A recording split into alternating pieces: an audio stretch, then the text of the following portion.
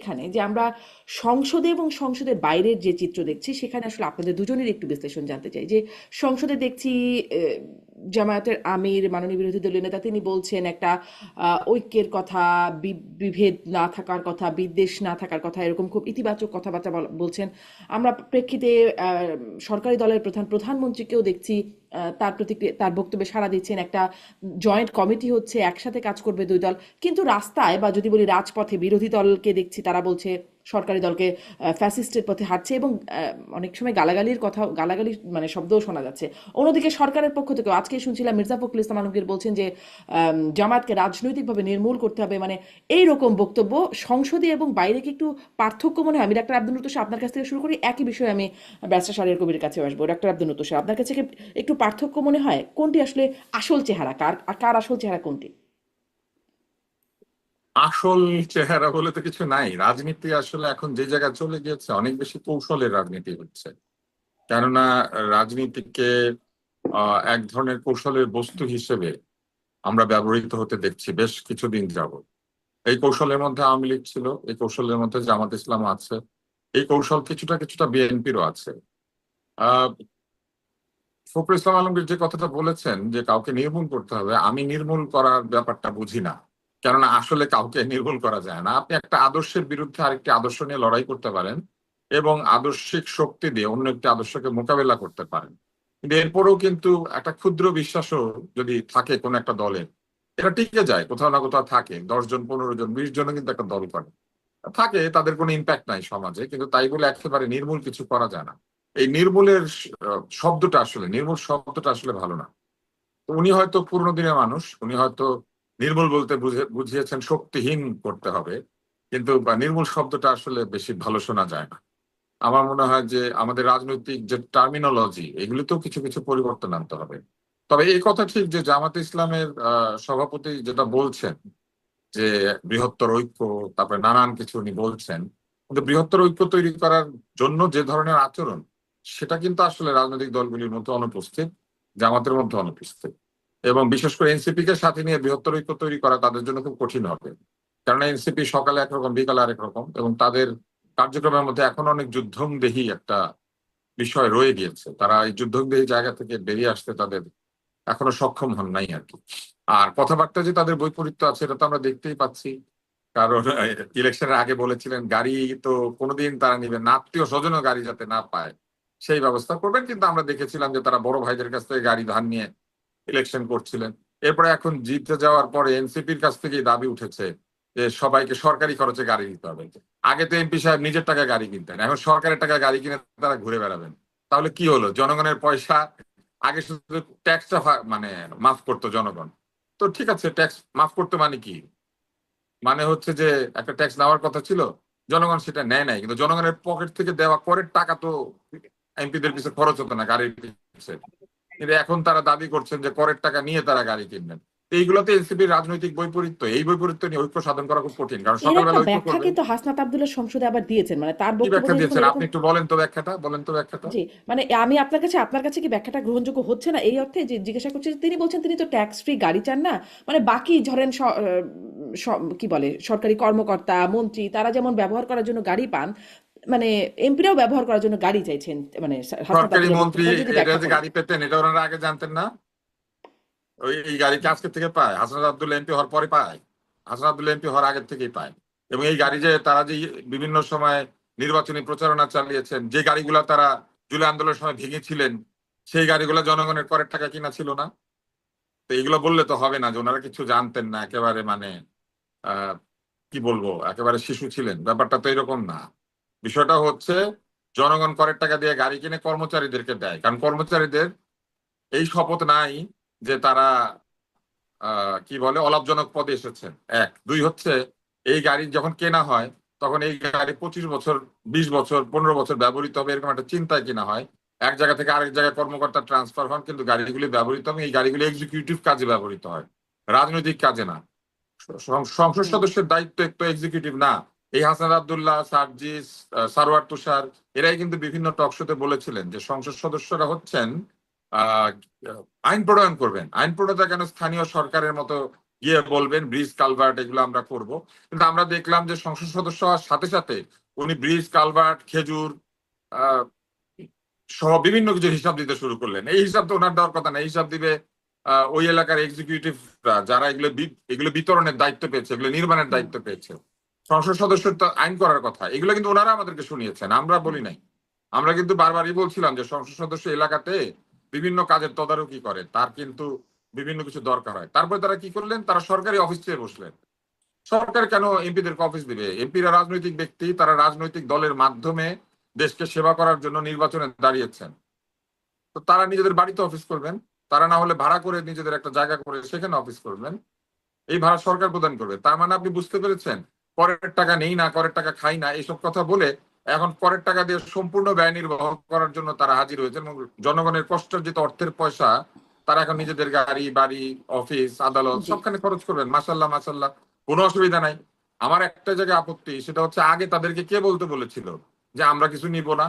ওই যে প্রতারণামূলক কর্মকাণ্ড, এগুলো হচ্ছে সেই প্রতারণামূলক কর্মকাণ্ড, মুখে একটা মনে আরেকটা। এই জন্যই বলেছে যে এনসিপি কে সাথে নিয়ে জামাত ইসলাম আসলে কোনো বৃহত্তর ঐক্য সাধন করতে পারবে না। কারণ সকালবেলা বলবে আমরা ঐক্যে আছি, বিকালবেলা বলবে আমি তো এই কথা বলি নাই, আমরা তো এই কথার ব্যাখ্যা এরকম বলে একটা ব্যাখ্যা দিবে। হুম হুম। জি ডাক্তার স্যার, অনেক ধন্যবাদ আপনাকে। ব্যারিস্টার শাহরিয়ার কবির, আপনার কাছ থেকেও একটু শুনতে চাই, আসলে কি মুখে এক মনে এক এই অবস্থা চলছে? আমি শুধু জামাত বা মানে কোনো নির্দিষ্ট রাজনৈতিক দল বলছি না, দুই দলকেই বলছি, কারণ সংসদে এক অন্তত রাজপথে আর এক, সেরকমটা আমরা দেখতে পাচ্ছি। উত্তর যে তুষার ভাই আর আমার একই হয়ে যাবে, দুইজন তো মানে দুই দিকে হবে না। তুষার ভাই যা বলছে না হোক। আর দুই দিক করার আমার দরকার নাই, কথাটা একই হয়ে যাবে। আচ্ছা সবসময় দুই দিক করার দরকার নাই তো স্যার, আমরা কি ঝগড়া করি? আমরা না যেটা ভাই, মনে করি সেটা বলি। আচ্ছা। প্রথম কথা হলো, এনসিপি রাজনীতি হচ্ছে এই জুলাই সনদ। সমস্যাটা কোন জায়গায়? সমস্যাটা হচ্ছে তুষার ভাই যা বললো সেটা হয়তো আমি একটু ব্যাখ্যা দেব। এই 45-এ লেখা আছে স্থানীয় প্রতিষ্ঠানের কি আর্থিক ব্যবস্থাপনা, মানে স্থানীয় সরকার প্রতিষ্ঠানকে আপনার আর্থিক এবং বাজেট প্রণয়নের ক্ষমতা দিতে হুম হবে। এটা কোথায় আছে? এই জুলাই সনদে আছে।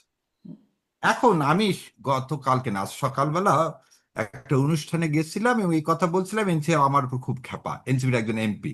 আমি তাকে বললাম, প্রথম কথা হলো এমপি কেমন করে উপজেলা পরিষদের উপদেষ্টা হন? উপজেলা পরিষদের চেয়ারম্যানের ওখানে যে এমপি সাহেব বসে থাকেন, হুম তাহলে উপজেলা পরিষদ চেয়ারম্যান কোথায় গম কতখানি বরাদ্দ দিবেন, কোন স্কুলকে কি নিবেন, আমরা 17 বছরে কি দেখলাম? এই প্রক্রিয়াতেই তো সমস্ত ইনস্টিটিউশনগুলো ধ্বংস করে দেওয়া হয়। দ্বিতীয় কথা হলো যে আপনি গেছেন পার্লামেন্টে, আপনার দায়িত্বটা কি? নীতি নির্ধারণ করা, একদম ভেরি স্পেসিফিক। যদি কনস্টিটিউশন বলেন আর পৃথিবীর যেখানে পার্লামেন্ট ফর্ম অফ গভর্নমেন্ট বলেন, আপনার কাজ হচ্ছে পার্লামেন্টে আইন প্রণয়ন করা, আইন নিয়ে বিশ্লেষণ করা। যেভাবে এই যে ধরে নেন শিক্ষামন্ত্রী নকল ধরতে গেছে, এটা ওনার কাজ না। ওনার কাজ হচ্ছে এমন ভাবে শিক্ষা পলিসি করা যাতে বাংলাদেশ থেকে নকল সারা জীবনের মধ্যে নির্মূল হয়। উনি যে এক্সপেল করবেন, ওখানে যাবেন, ছেলে পেলে তাই নিয়ে টুইট করবেন, এটা ওনার কাজ না। সো এনসিপির আমার মনে হয় এমপি সাহেবরা জানেন না ওনার সংসদে কি জন্য গেছেন। তারা আমাকে গালিগালাজ করতে পারে এরপরে, কিন্তু আমার কাছে মনে হয় এটা গেছেন কি কারণে। শোনেন, ট্যাক্স ফ্রি গাড়ি আর 5 বছরের মধ্যে গাড়ি, এর মধ্যে পার্থক্য কি? ট্যাক্স ফ্রি গাড়িটা তো আপনি পয়সা দিয়ে কিনতেন, আর এখন আপনি জনগণের টাকা দিয়ে কিনবেন। ট্যাক্স ফ্রি মানে ট্যাক্স নিবে না, কিন্তু সে টাকাটা কিন্তু জনগণ দিত না। এমপি হুম। সাহেব তার নিজের টাকা দিয়ে ওই গাড়িটা কিনতো। এখন আপনি এখানে কথাটা বলতেছেন কি, উপজেলা চেয়ারম্যানের ইয়ে আছে, কি আছে? গাড়ি আছে। গাড়ি আছে, ডিসি সাহেবের গাড়ি আছে। তাহলে আপনি উপজেলা চেয়ারম্যান হতেন ভাই, আপনাকে এমপি হতে বলছে কে?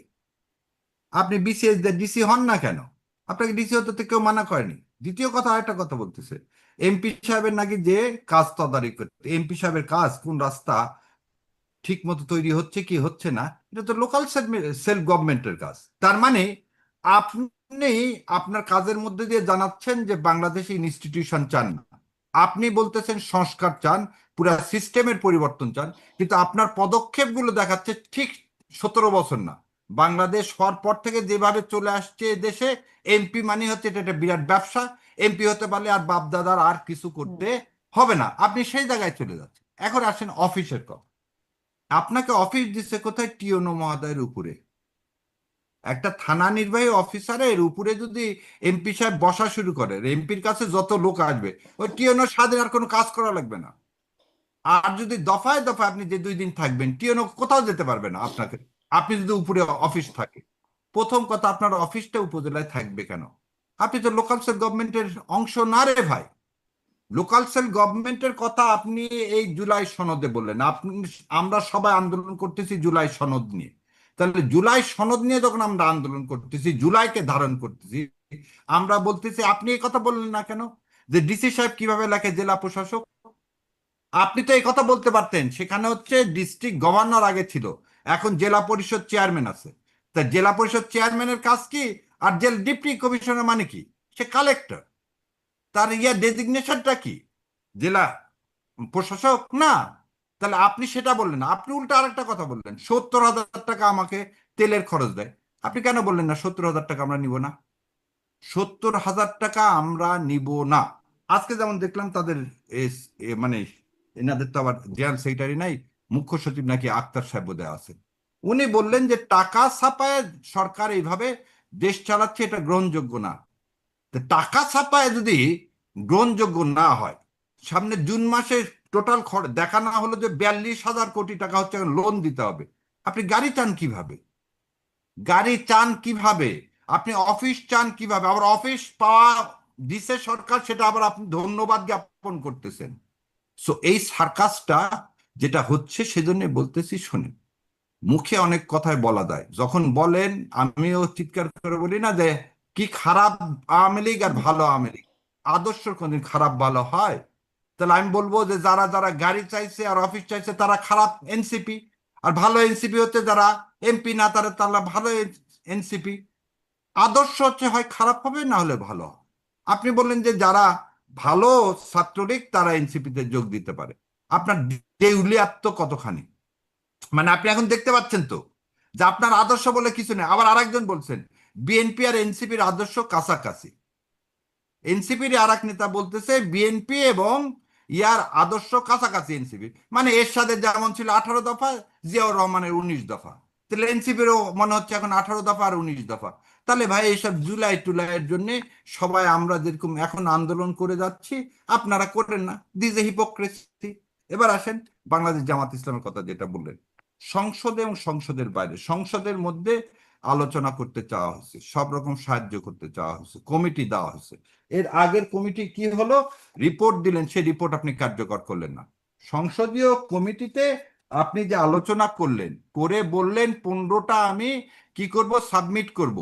15টা অধ্যাদেশ 133-এর মধ্যে 97-এর পর আরো 15টা আপনি করেননি। আজকে যে কথা বলা হচ্ছে বারবার যে এই নির্বাচনটা ফিক্সিং এর নির্বাচন, এটা নিয়ে তো কেউ, এবং এই নির্বাচন মেনে নেওয়া হয়েছে কি কারণে? জুলাই সনদের জন্য।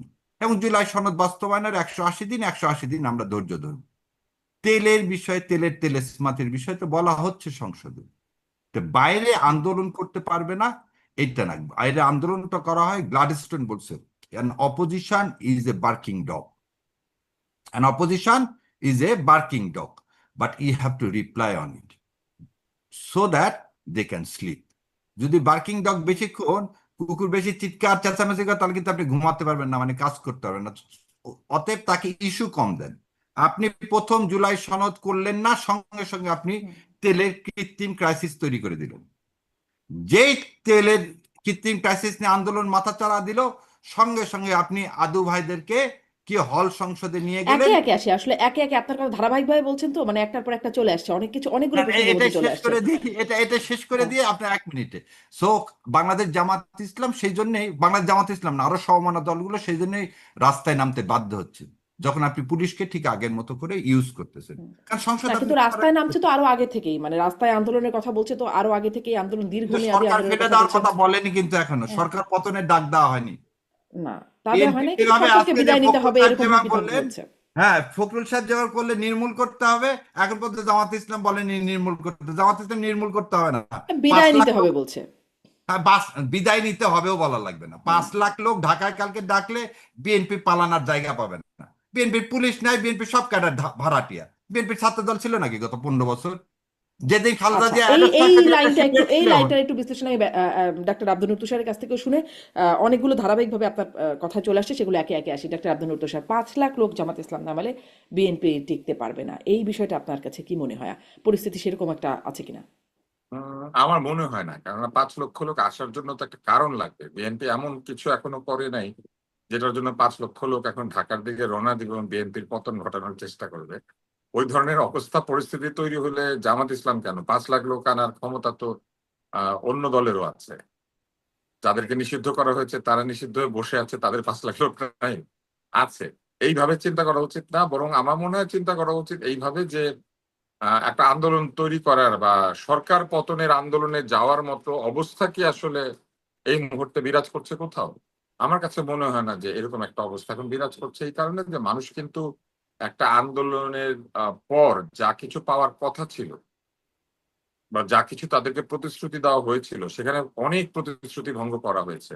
এবং এই প্রতিশ্রুতি যিনি ভঙ্গ করেছেন তিনি মানুষের কাছে অত্যন্ত শ্রদ্ধাভাজন একজন ব্যক্তি, যার নাম সকলেই জানে, প্রফেসর মোহাম্মদ ইউনূস। তো প্রফেসর মোহাম্মদ ইউনূস যেখানে কথা দিয়ে কথা রাখে নাই, এক কথা বলে আরেক কাজ করেছে, ফলে খুব সহজে যে লোকজনকে রাজুতে ডাক দিলে আসবে এটা এখন আর মনে হচ্ছে না। কারণ এরই মধ্যে নিশ্চয়ই আপনারা দেখেছেন যে ছাত্ররা নিজেরাই নিজেদেরকে প্রহার করতে শুরু করেছে। হুম। এবং এই যে বিষয়টা, এটা কিন্তু একটা অ্যালার্মিং সাইন যে ঐক্য নামক যে বস্তুটি ছিল সেটা অনেক ক্ষেত্রে বিভেদে পরিণত হয়েছে এবং এক ধরনের মবের মতোই একে অন্যকে আক্রমণ করেছে। যে অসম্মান একদল ছাত্র অন্যদেরকে করেছে, ওই একই ধরনের অসম্মান তাদের উপরে এসে হাজির হয়েছে। ফলে বিষয়টা আমার মনে হয় আগের জায়গায় নেই যে ডাক দিলেই সবাই একটা পতাকা তলে চলে আসবে। আগে এরকম চলে আসার একটা বড় কারণ ছিল আওয়ামী লীগের সরকার। আওয়ামী লীগ সরকার যেহেতু কোনোভাবেই ভদ্রচিত উপায়ে নির্বাচন করে তাদের ক্ষমতা পরীক্ষা করবে না এই সিদ্ধান্ত নিয়ে ফেলেছিল, ফলে তাদেরকে সরানোর তো আর কোনো উপায় ছিল না। কিন্তু বিএনপি তো এটা করছে না এখনো। সামনে নির্বাচন আছে, স্থানীয় সরকার, তারপর নির্বাচন রয়েছে বিভিন্ন ট্রেড বডিগুলির, এইসব নির্বাচনের মধ্যে দিয়ে কিন্তু প্রফেশনাল বডি নির্বাচন আছে, এগুলোর মধ্যে দিয়ে কিন্তু বিএনপি তার শক্তির একটা পরীক্ষা পেয়ে যাবে। বিএনপি যদি দেশ ভালো না চালায় ওইসব জায়গাতে আমার ধারণা যে বিএনপির বিরুদ্ধে যারা রাজনৈতিক অবস্থানে আছেন তারা আসন পেতে শুরু করবে। ফলে আমার মনে হয় না যে এখনো দেশে চূড়ান্ত একটা অগণতান্ত্রিক অবস্থায় আমরা কিন্তু পৌঁছে এখনো, গিয়েছি। মানে এখনই এই অবস্থা কেন হলো যে ছাত্ররা এত উত্তেজিত হয়ে উঠছে? একটু মানে গুপ্ত ইস্যু বললে, ফটোকার্ড ইস্যুতে একজন মানে কিছু শব্দ হলেই আক্রমণ, পাল্টা আক্রমণের জায়গায় চলে যাচ্ছে, এরকম এই অবস্থায় যে কেন পৌঁছেছে? অসহনশীল অবস্থা, এই অসহনশীল অবস্থার যে ট্রেনিং, সেই ট্রেনিং দিয়েছেন হচ্ছে একজন নোবেল বিজয়ী মহাশাস্ত্রবিদ, মহাশান্তি প্রতিষ্ঠার যিনি একজন জনক, শান্তির পিতা জনাব ডক্টর মোহাম্মদ ইউনূস। উনি এমন ভাবে তাদেরকে প্রশিক্ষণ দিয়েছেন যে তারা এখন এই প্রশিক্ষণ কাজে না লাগিয়ে পারছে না। কেননা এই ভদ্রলোক যদিও নিজে শান্তির পুরস্কার পেয়েছেন, কিন্তু তিনি তার বক্তৃতায় মানুষজনকে একে ওকে প্রতিহত করা, তেজ দেখানো, দোসর ধরা, ভাঙচুর করলে সেটাকে সেলিব্রেশন বলা, ক্ষোভ বলা, বিক্ষোভ বলা, মবকে প্রেশার গ্রুপ বলা, এগুলো তো উনি করেছেন। এবং উনি না শুধু, ওনার পুরো রাষ্ট্রযন্ত্র করেছে। অথচ খুব বেশি দরকার ছিল ছাত্রছাত্রীদেরকে এমন একটা শৃঙ্খলার মধ্যে নিয়ে আসা যে শৃঙ্খলা দেখে মানুষ অবাক হয়ে যেত যে সত্যিকারের সুশাসন মানুষের জীবনে বা আচরণে কি পরিবর্তনই না আনতে পারে। কিন্তু সেটা না হয়ে তিনি কি করেছেন, তিনি হিংসাকে উস্কে দিয়েছেন। এবং সেই হিংসার বলি কিন্তু ওই সময় রাজনৈতিক দলগুলি হয়েছে। এমন কিন্তু নয় যে রাজনৈতিক দলগুলি এর বাইরে ছিল। উনি যাদেরকে নিয়ে বিদেশে ভ্রমণ করতে গিয়েছেন তাদের দিকে ডিম নিক্ষেপ করা হয়েছে। হুম। আমরা কিন্তু ওনাকে দেখি নাই যে উনি এসে দাঁড়িয়েছেন ওই যারা ডিম নিক্ষিপ্ত হয়েছে তাদের পাশে, উনি ওনার মধ্যে বেরিয়ে গেছেন। এদিকে তার সঙ্গে নিয়ে যাওয়া অতিথিরা ডিমে আক্রান্ত হয়েছেন। উনি সব জায়গাতে এই কাণ্ডটা করেছেন। আমরা কিন্তু ওনাকে দেখি নাই যে উনি যখন মাইলস্টোনে আগুন ধরে গেল, এরকম একটা বিরাট দুর্ঘটনা ঘটলো, আমরা কিন্তু ওনার উপদেষ্টাদেরকে দেখি নাই তখন। বিশেষ করে স্বাস্থ্য উপদেষ্টাকে একদিনের জন্য আমি মাইলস্টোনের এই রোগীদেরকে দেখতে যেতে দেখি নাই। এরকম অসংখ্য নির্দয় কাজ কিন্তু তিনি করেছেন। তার সময় সংখ্যালঘু হত্যা করা হয়েছে বিনা কারণে। তো কিন্তু এরকম তখন এরকমই আবার রোগীদের দেখতে এরকমই যাওয়া নিয়েও গুজবে সমালোচনা কিন্তু হয়েছিল। এইরকমই গুজবে কিন্তু এই যে গুজবের কারণে যে মারামারি হলো ছাত্রদের মধ্যে, এইরকমই গুজবে একজন সংখ্যালঘুকে পুড়িয়ে মেরে ফেলা হয়েছে। এরকমই সন্দেহবশত মোবাইল চুরি করেছে, সন্দেহবশত বিশ্ববিদ্যালয়ের ক্যান্টিনে বসে খাওয়া দাওয়া করিয়ে একটি ছেলেকে প্রহার করে নির্দয়ভাবে হত্যা করা হয়েছে। এবং সবচেয়ে অদ্ভুত ব্যাপার হলো, উনি যখন ইন্ডেমনিটি দিয়েছেন, উনি কিন্তু এই বিষয়গুলিকে ইন্ডেমনিটি দেওয়ার মতো একটা অবস্থায় নিয়ে গিয়েছেন। উনি এমন একটা অবস্থা তৈরি করেছেন যে অবস্থায় যেন এইগুলির কোনো বিচার হবে না, এরকম একটা ব্যাপার তিনি অন্তত আইনে না থাকলেও তার কাজে কর্মের মধ্যে দিয়ে এরকম একটা অবস্থা তিনি করেছেন। উনি কি করেছেন? উনি ভুয়া মামলা হতে দিয়েছেন, যেখানে ওনার নিজের বিরুদ্ধে ভুয়া মামলা ছিল বলে উনি অভিযোগ করেছেন। নিজের মামলাগুলিকে উনি আদালতের মাধ্যমে না, উনি কিন্তু প্রশাসনিক ভাবে এগুলিকে তুলিয়ে নিয়েছেন। অথচ অন্যদেরকে তিনি ভুয়া মামলা দিয়ে বিনা কারণে বন্দী করেছেন। ফলে ওনার যেসব কুকীর্তি, এই কুকীর্তির দায় এখন এই সমাজ বহন করছে। উনি যে 18-19 মাসে এই যে এমন একটা অবস্থা তৈরি করেছিলেন, এই অবস্থার যে জের আর কি, এইটা বহন করছে। আমার কাছে আচ্ছা মনে হয় যে এরা এখন এদের যে এই যে উত্তেজিত ভাব, এই ভাব এখন আর কার উপরে এটা করবে, আচ্ছা ফলে আচ্ছা, নিজেরা তার নিজেদের মানে উপর সেই করছে। ধারাবাহিকতায় এই উত্তেজনা। আমি ব্যারিস্টার শাহরিয়ার কবির কাছে শুনতে চাই, কেন এই উত্তেজনা, কেন কিছু শব্দগুচ্ছের কারণে বা কিছু এমনকি ফটো কার্ড ইত্যাদি শেয়ার করা এরকম ইস্যুতে এত আক্রমণাত্মক হয়ে উঠছে, একদম অস্ত্র হাতে নেমে পড়ছে কোথাও কোথাও, দেশ জুড়ে একদম ছাত্রদের মধ্যে সহিংসতা ছড়িয়ে পড়ছে, কেন এত উত্তেজনা? প্রথম কথা হলো, আগের প্রশ্নের বোধহয় আমি আমি শেষ করতে পারিনি বলে একটা হয়েছে। আমি বলতে চাইছি, যদি জামাত ইসলাম সরকার পতনই করতে চাইতো আর 5 লক্ষ লোক যদি নিয়ে এসে জমায়েত করে, তাহলে বিএনপি সরকারের পতন হয়ে যাবে। তার মানে আমি এটাও বললাম যে এখনো জামাত ইসলাম কিন্তু সরকার পতনের কোনো ডাক দেয়নি, আজকেও কিন্তু বারবার ওয়ার্নিং দিচ্ছে, কিন্তু সরকার পতনের ডাক দেয়নি। আর ভাই বললেন যে কথা, 5 লক্ষ লোক, হ্যাঁ, আগে যারা চলে গেছে তারা তারা 5 লক্ষ না, 5 জন লোক নিয়ে এসে জমা করুক, তারপর দেখি কি হয়। অতএব এটাকে আবার আমি একদম একদম অন্তঃস্থল তাদের তো থেকে লোক আছে রে ভাই। আছে, সেটা তারা 5 লক্ষ লোক কেন বললাম, 5 জন আগে এসে জমা হোক, তারপর দেখা যাবে। অতএব সেটা না। থার্ড যে কথাটা বললেন অসহিষ্ণু, ডক্টর ইউনূসকে ঢালাও ভাবে ভাই দেবে বলে, এটা ভাইয়ের ইন্টারপ্রিটেশন। আমার ইন্টারপ্রিটেশন একটু আলাদা জায়গায়। আলাদা জায়গায় হচ্ছে, ডক্টর ইউনূস আসার পরে আমরা পার্শ্ববর্তী দেশের সাথে চোখে চোখ রেখে কথা বলতে পারছি। ডক্টর ইউনূসের সময় 133টা অধ্যাদেশ পাশ হয়েছে, এবং সেই অধ্যাদেশগুলো সবগুলোরই ড্রাফট করছে ডক্টর কামাল হোসেনের চেম্বার। ডক্টর কামাল হোসেনের চেম্বার থেকে এই সবগুলো ড্রাফট হয়েছে, এবং যেটা অ্যাটর্নি জেনারেল সাহেব ভেটিং করছে। সো গুম কমিশনের যতগুলো অধ্যাদেশ হয়েছে সবগুলোই করা হয়েছে, এবং এগুলো কোনোটাই তখন সেই সময় সবাই সাধুবাদ দিছে। আমি বারবার এটা রিপিট করি, বিচার বিভাগে যেদিন সেক্রেটারিয়েট করা হলো, সেদিন আজকের মাননীয় আইনমন্ত্রী, সেদিনকার অ্যাটর্নি জেনারেল, তিনি বললেন যে বাংলাদেশের ইতিহাসে এটা স্বর্ণাক্ষরে লেখা থাকবে। সো ডক্টর মোহাম্মদ ইউনূস যে সব খারাপ করছে তা না। আর একটা জিনিস হচ্ছে, তিনি খারাপটা কিন্তু কখন ওইটা করলেন। একটু ব্যাখ্যা করবেন যে ডক্টর মোহাম্মদ ইউনূসের সময় ভারতের সাথে চোখে চোখ রেখে কথা বলে, চোখে চোখ রেখে লাভটা কি হয়েছে? আচ্ছা, বলতে দিচ্ছি। ডক্টর মোহাম্মদ ইউনূসকে ব্ল্যাকমেলটা করলেন হচ্ছে আইন উপদেষ্টা। ডক্টর মোহাম্মদ ইউনূস কিছু বুঝে ওঠার আগে তার গ্রামীণ শক্তিকে 600 কোটি টাকার একটা সুবিধা দিয়ে দিলেন। কি সুবিধা দিয়ে দিলেন?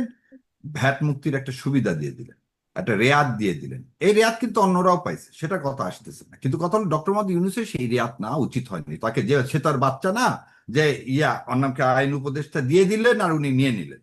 অনেক সময় ক্ষমতায় যে মানুষ নিজে কি সেটা ভুলে যান। কারণ এই উদ্দেশ্যে একটা কথা বলি আপনাকে, আপনার মাধ্যমে সারা দেশকে জানানো উচিত। ডক্টর মোহাম্মদ ইউনূস আমাকে তার গ্রামীণের লিগ্যাল উপদেষ্টা হিসাবে নিয়োগের জন্য আমার সাথে বসছিল, এবং তখন আমি তাকে বলছিলাম যে এটা হচ্ছে ইদ্রার একটা প্রকল্প নিয়ে, সৌর বিদ্যুতের প্রকল্প। তার কাছে 1000 কোটি টাকা ইদ্রা ক্লেম করছে, এবং ইদ্রা অনেকে, ইদ্রা না সরি, ইৎকল, এই ইৎকল প্রজেক্টটা হচ্ছে সৌর বিদ্যুতের প্রকল্প। তখন আমি বলছিলাম যে এটা আইনগতভাবে ইৎকল পায় না, মানে গভর্নমেন্ট পায় না, কারণ এটা ওয়ার্ল্ড ব্যাংকের ফান্ড।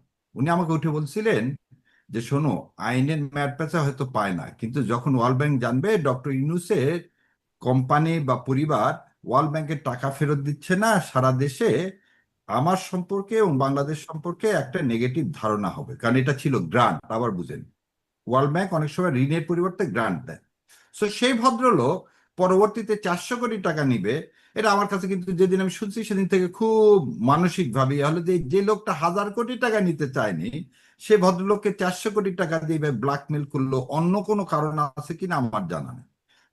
সেকেন্ডলি, আপনি বলছেন যে চোখে চোখ রেখে কথা বলে লাভ কি হয়েছে? চোখে চোখে রেখে কথা বলে লাভ হয়েছে যে আজকে ভারত বিরোধী বলতেছি না আমরা আমরা আগ্রাসন বিরোধী যে কথাটা 17 বছরে বলতে পারিনি, এবং ভারতের সাথে যে অসম চুক্তিগুলো সেগুলো বাতিলের জন্য আমরা বারবার বলে এসেছি, কিন্তু কিন্তু দুর্ভাগ্য কিছু তো হয় নাই, ইউনূস সাহেব, প্রকাশও হয় নাই, আমরা শুনেছিলাম প্রকাশ দুর্ভাগ্য, করবে নাকি সব। হ্যাঁ দুর্ভাগ্য বললাম যে ডক্টর ইউনূস এটা করেনি। এবং কেন করেনি সেটা সেদিন ডক্টর ইউনূসের এই পুরা 18 মাসে একদিনও যমুনার সামনে আন্দোলন ছাড়া লোক ছিল না, এই লোকগুলো সব বিএনপি করাইছে, এই লোকগুলো সব বিএনপি। আজকে তো একটা আন্দোলনও নাই, আজকে তো গুলশান অভিমুখেও কারো আন্দোলন নাই, পার্লামেন্ট অভিমুখেও কারো আন্দোলন নাই, কারণে তাহলে এই আন্দোলনগুলো করালো কি?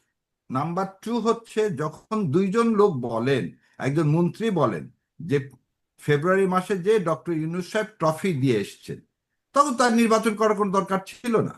সো এই ট্রফিটা যে দিয়ে আসছেন, এই মেকানিজম তো ভারত সবসময় করছে। এই যে ভারত আধিপত্যবাদের মধ্যে যুদ্ধ, এই যে চোখে চোখ রেখে কথা বলাই, যে আমি বলতে পারতেছি বা অন্যরাও বলতে পারতেছে, এটা ডক্টর ইউনূস সাহেবের একটা কৃতিত্ব। হয়তো কিছু হয়নি আজকে, আগামীতে যে হবে না সে কথা কে বলছে? কেবল তো বলা শুরু, এই শুরুটা তো উনি শুরু করে দিতে পারেন, কিন্তু উনি আমিও সেটা, মানে চোখে চোখে কথা বলাটা জরুরি, কিন্তু কথা বলে আমরা কিছু কি গেইন করেছি নাকি লুজ করেছি? মানে না ডিপ্লোমেসি বাদ গেন দিয়ে কি করছি, চোখে চোখ রেখে বেশি?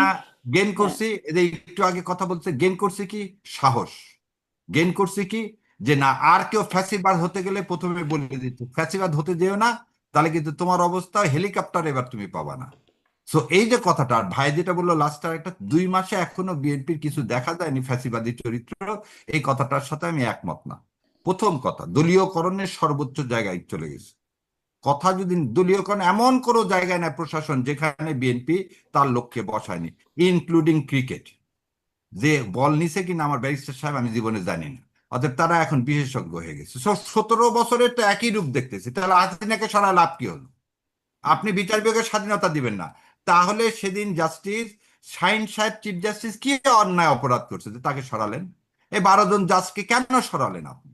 যে আপনি যদি আজকে সেই মানে জুডিশিয়ারিকেই কন্ট্রোল করতে চান, তাহলে আপনি এগুলো করলেন কেন? তার মানে আপনি একই পথে। আরেকটা জিনিস বলি সবসময়, যে সকালে সূর্য দেখলে কিরকম সারাদিন যাবে সেটা বোঝা যায়।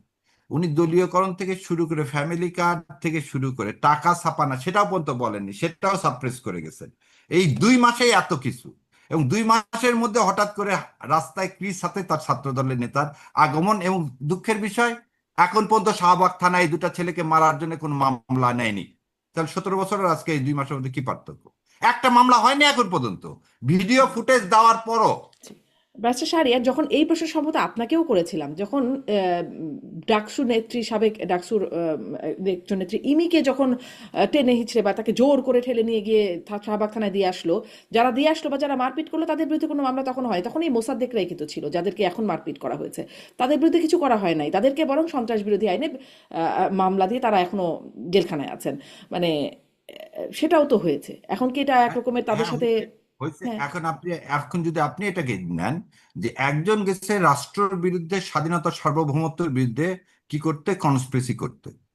আর আমি জানি না আপনাদের মনে হয় যে তুষার ভাই তো খুব মেট্রেস, তুষার ভাই মনে থাকার কথা, প্যাট্রিয়ট বলে একটা কবিতা ছিল, যে স্বাধীনতা যুদ্ধ করে আসছে, পরে তাকে ফাঁসি দেওয়া হয়েছে, ফুলের মালা দিয়ে যাদেরকে বরণ করা হয়েছিল। এই মুসাদ্দেকরা হচ্ছে আমাদের স্বাধীনতার মুক্তিযোদ্ধা। এদেরকে আপনি আজকে যে অপমান করতেছেন, এই জাতিকে এই জাতিকে তার জন্য ভার বহন করতে হবে। সো ওদের সাথে ওই মেয়েটার তুলনা করা যাবে না। নাৎসির সাথে আপনি কোনোদিন, যারা এই দেশকে সে দ্বিতীয় একজন বাম দল করা, বিশ্বযুদ্ধ, একটা বাম দলের একটা না আপনি পুরা ঘটনাটা যদি মনে করেন তাহলে দেখেন যে কি কারণে হয়েছে। আমি একটু বেশি আর কিছু বলতেছি না, কিন্তু কথা হলো আমার প্রশ্নটা এরা ওখানে, আমার প্রশ্নটা এখানে, মুসাদ্দেকরা তো আইনের এই আইনের স্বাধীনতা। অবস্থান কি? আইনের অবস্থান কি হলো? শাহবাগ থানার সামনে শাহবাগ থানা নিশ্চুপ, এখনো নিশ্চুপ। যাদেরকে মারলো, মানে তাদের সামনে মারা হলো, কিছু হলো না, তখনও নিশ্চুপ, মারা হচ্ছে তাদের সামনে। আইন যদি থাকে তাহলে তো আসলে কে কি সেটা সেই মুহূর্তে মানে অবশ্যই আইন শৃঙ্খলা অবশ্যই বাহিনী আমরা দেখবার কথা না, কথা কি? এইটাতে আমি সমর্থন করি না। ওই দিনে ওই মেয়েটাকে নিয়ে যাওয়া হয়েছে, ওই দিন মেয়েটাকে মারা হয়নি, কিন্তু আপনি একটা হুম। জিনিস বুঝেন, তার আজকে সাথে মেরে যারা ছিল যা তাদেরকে উন্ডেট মারা করা হয়েছে। হয়েছে, না আজকে যখন মেরে উন্ডেট করা হয়েছে দুজন মুক্তিযোদ্ধাকে, এটা তো করার সাহস কেউ পায়নি। তো সেটা যখন করা হয়েছে, এবং সেই সময় আজকে আবার আমরা আরেকজন হারুন সাহেব দেখতে পাচ্ছি, নব্য হারুন। এটাও কিন্তু খুবই, এই ফ্যাসিবাদের যা যা নমুনা সব কিন্তু 2 মাসে প্রকাশ পেয়েছে। আমি জানি না তুষার ভাইয়ের কাছে কেন পাইনি। আমার কাছে কিন্তু পাচ্ছে, সেই জন্য বলতেছি সামনে দিন বোধহয় ভয়াবহ। জি, অনেক ধন্যবাদ ব্যারিস্টার শাহরিয়ার। মানে নব্য মুক্তিযুদ্ধ আসছে, নব্য হারুন আসছে, অনেক নব্য কিছু আসছে। আমি ডাক্তার আব্দুল লতিফ স্যার আপনার কাছ থেকে এই ব্যাখ্যাটা মানে প্রশ্ন না করি, আপনার কাছে শুধু ব্যারিস্টার শাহরিয়ারের কথার ব্যাখ্যা যদি একটু শুনি। প্রথম বিষয় হচ্ছে যে এত সহজে যদি ফ্যাসিবাদ বলে দেওয়া যায় তাহলে তো বাংলাদেশের সকল সরকার ফ্যাসিবাদী। যেমন ধরেন ইউনূস সরকার ভয়ঙ্কর ফ্যাসিবাদী। কেননা একটা ফ্যাসিবাদী সরকার কি করে, প্রথমে এসে বলে যে তার কোনো বিকল্প নাই। ইউনূস সাহেবের যারা আহ লোক ছিলেন তারা বলেছেন শুরু থেকে ওনার কোনো বিকল্প ছিল না, ওনাকে ছাড়া নাকি অন্য কাউকে প্রধান উপদেষ্টা বানালে সরকারি হতো না, মানে উনি ছিলেন বলেই হয়েছে ব্যাপারটা। অথচ যখন আন্দোলন হচ্ছিল তখন ছাত্ররা বলেছিল যে শেখ হাসিনার বিকল্প তারা সবাই, আমি বিকল্প, আমি বিকল্প, আমি বিকল্প। এবং ব্যাপারটা কিন্তু আমাদেরকে খুবই আকৃষ্ট করেছিল যে একটা তরুণ প্রজন্ম ভাবতে পারছে যে তারা 10 জন 12 জন 15 জন মিলে রাষ্ট্র চালাতে পারবে এবং তারা নিজেদেরকে শেখ হাসিনার বিকল্প মনে করতে পারছে। এটা তো একটা আশার বাণী ছিল। কিন্তু আমরা কি দেখলাম, শেখ হাসিনার চাইতেও বেশি বয়স্ক একজন বুড়ো ভাম উনি বসে পড়লেন, ওনার কোনো বিকল্প নাই। উনি তখন কোথায় ছিলেন? উনি তখন চিকিৎসা করছিলেন, ওনার পেটের অসুখ। এবং উনি ফিরে এসে প্রথম যে অ্যাপয়েন্টমেন্টটা দিয়েছিলেন সেটা হচ্ছে ওনার পেটের অসুখের ডাক্তার শামসুল আরিফিন নামে একজন ডাক্তার সাহেব, গ্যাস্ট্রোএন্টারোলজিস্ট, বাংলাদেশ স্পেশালাইজড হসপিটালে বসে। উনি ওনাকে ব্যক্তিগত চিকিৎসক হিসেবে এটা দিয়ে দেওয়াতে আমার আব্বার একটা কোলোনোস্কোপি দরকার ছিল, আমি আর করতে যাইতে পারলাম না ওনার কাছে, কারণ উনি তো ভিআইপি দের ডাক্তার হয়ে গেছেন, ইউনূস সাহেবের পেটের ব্যায়ামের চিকিৎসা করেন। তো ব্যাপারটা বুঝতে পেরেছেন। এই কাজ কে করতো? ব্যক্তিগত চিকিৎসক কে নিয়োগ দিত? ফ্যাসিবাদী শেখ হাসিনা। ওনার একজন ডাক্তার ছিলেন আব্দুল্লাহ, আরেকজন ডাক্তার ছিলেন মোদাসের আলী। মোদাসের আলী চোখের ডাক্তার, কিন্তু প্রায় কান নিয়ে উনি নানান কথা বলতেন, যে কানের কি সমস্যা এটা নিয়ে কথা বলতেন। এবং আব্দুল্লাহ স্যার তো প্রায় সকল বিষয় বলতেন। আহ তো এই হচ্ছে অবস্থা। তো উনি কি করলেন? একই কাণ্ড করলেন। তারপরে কি করলেন? তারপরে নিজের মামলাগুলি উইথড্র করলেন। ফ্যাসিবাদ কি করে? আইন আদালতের তোয়াক্কা করে না, নিজের মামলাগুলি নিজে অর্ডার দিয়ে করলেন। তারপর হচ্ছে নিজের কর নিজে মাফ করলেন। ফাঁসিবাদ কি করে? এসালামের কর মাফ করে, উনি নিজে এসালাম হয়ে গেলেন। হ্যাঁ, কিন্তু আর এখন কি হচ্ছে? মানে ডক্টর হ্যাঁ, ইউনূসের এখন সময় সমালোচনা বুঝলাম। এটার সঙ্গে কি আপনি এখনকার যে সরকার তাকে তুলনা করতে পারবেন? এখন ওনাদের আপত্তি কোথায়? প্রধানমন্ত্রী কেন কথা বলে না? কেন সালাউদ্দিন সাহেব কথা বলে?